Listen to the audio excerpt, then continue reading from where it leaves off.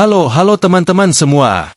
Selamat datang kembali di channelnya Om Brimo si Pendongeng. Tempat di mana setiap cerita membawa makna, dan setiap makna menghangatkan hati. Om Brimo doakan, semoga kalian semua dalam keadaan sehat, bahagia, dan penuh semangat ya hari ini. Nah sebelum Om Brimo mulai bercerita, jangan lupa ya klik tombol subscribe, nyalakan loncengnya, dan kasih like juga di video ini. Kalau kalian suka ceritanya, jangan malu-malu untuk tulis komentar di bawah, biar Om Brimo makin semangat mendongeng buat kalian semua. Hari ini, Om Brimo mau bercerita tentang seorang anak yang sangat spesial. Namanya Pian. Dia bukan anak yang kaya raya, bukan juga pemain bola terkenal. Tapi hatinya, luar biasa besar. Pian adalah contoh kecil dari cinta besar untuk Indonesia. Yuk, siapkan posisi duduk paling nyaman, ambil cemilan kalau ada, tenangkan pikiran, dan mari kita nikmati kisah Pian dan uang sakunya untuk Garuda.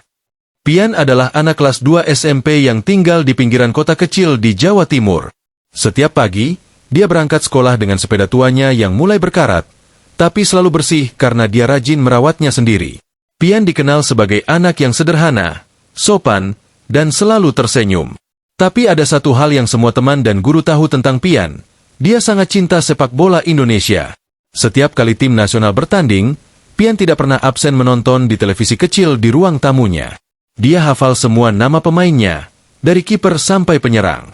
Setiap kali lagu Indonesia Raya berkumandang, Pian berdiri tegak, menatap layar, dan menyanyikannya dengan sepenuh hati.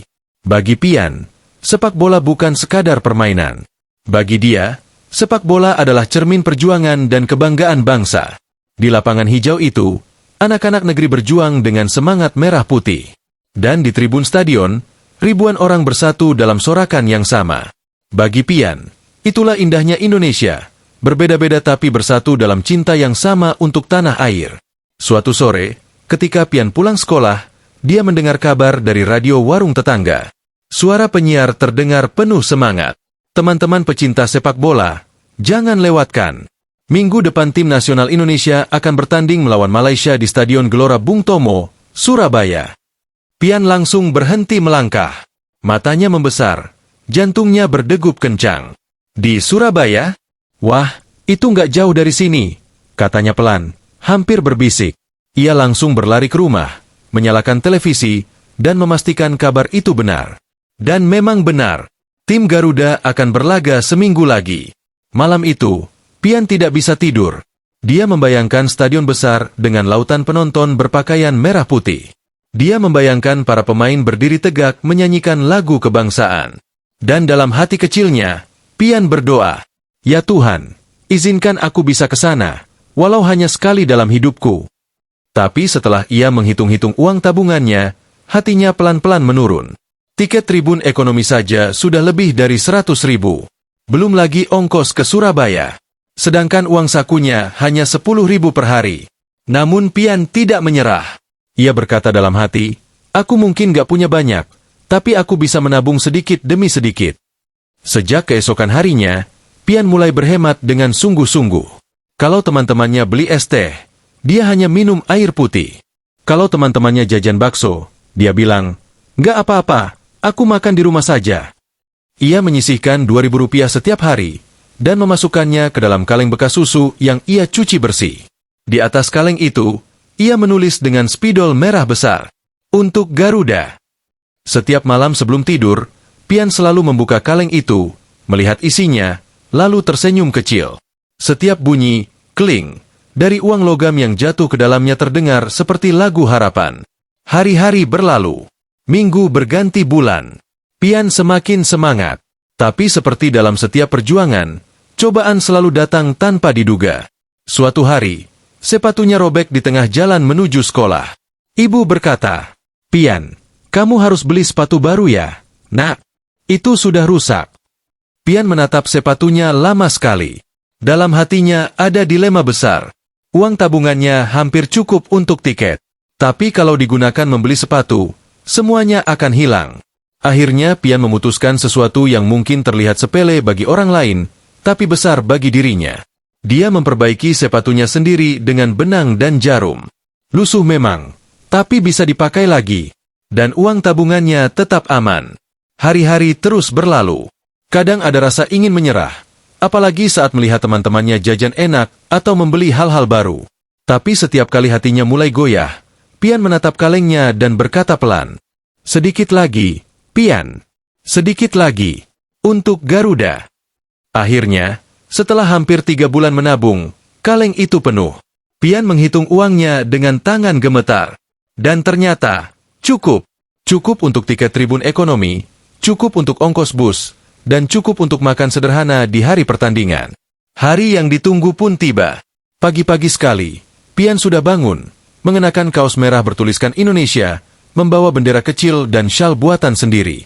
Ibunya memeluk Pian sambil berpesan, "Hati-hati ya, Nak.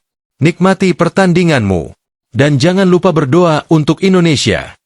Perjalanan menuju Surabaya terasa lama, tapi juga menyenangkan. Setiap kali bus melintasi orang-orang berpakaian merah putih, Pian tersenyum dan melambaikan tangan. Ia merasa menjadi bagian dari sesuatu yang besar. Sesuatu yang tidak bisa dibeli dengan uang, rasa cinta dan kebanggaan. Ketika akhirnya bus tiba di depan Stadion Gelora Bung Tomo, Pian terdiam.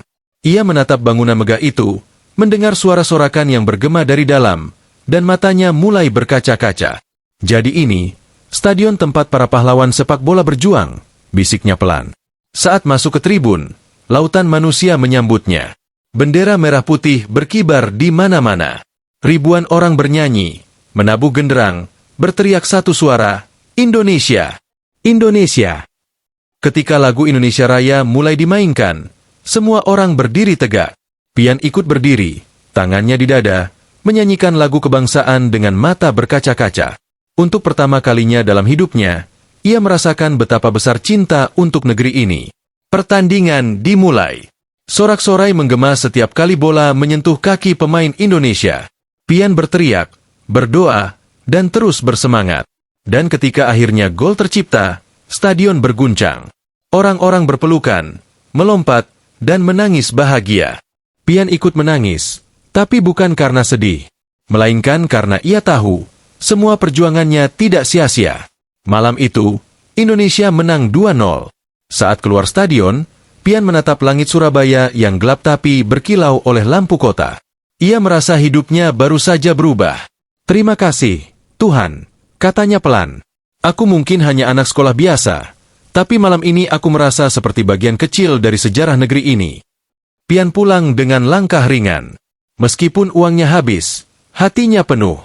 Ia membawa pulang sesuatu yang jauh lebih berharga, pengalaman, kebanggaan, dan cinta yang tulus untuk Indonesia. Dan sejak malam itu, semangat Pian tidak pernah padam. Ia mulai ikut latihan bola di sekolah dengan serius. Ia berkata dalam hati, "Kalau aku terus berlatih, siapa tahu suatu hari aku bukan lagi di tribun, tapi di lapangan, memakai seragam merah putih, membela Indonesia." Cita-citanya sederhana, tapi semangatnya luar biasa. Dan begitulah, teman-teman, cinta sejati tidak selalu terlihat dari hal besar. Kadang cinta itu hadir lewat hal-hal kecil, seperti anak sekolah yang menabung dari uang jajannya demi melihat negaranya berjuang di lapangan hijau. Jadi, kalau kamu punya mimpi, jangan takut untuk memulai dari kecil. Sedikit demi sedikit, dengan niat yang tulus, kamu pasti bisa.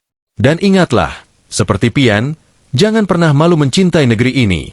Karena cinta untuk Indonesia bisa datang dari mana saja, dari tribun stadion, dari ruang kelas, bahkan dari hati kecil anak yang berani bermimpi. Terima kasih sudah mendengarkan cerita hari ini bersama Om Brimo si Pendongeng. Semoga cerita tentang Pian mengajarkan kita semua arti semangat, pengorbanan, dan cinta tanah air yang sejati.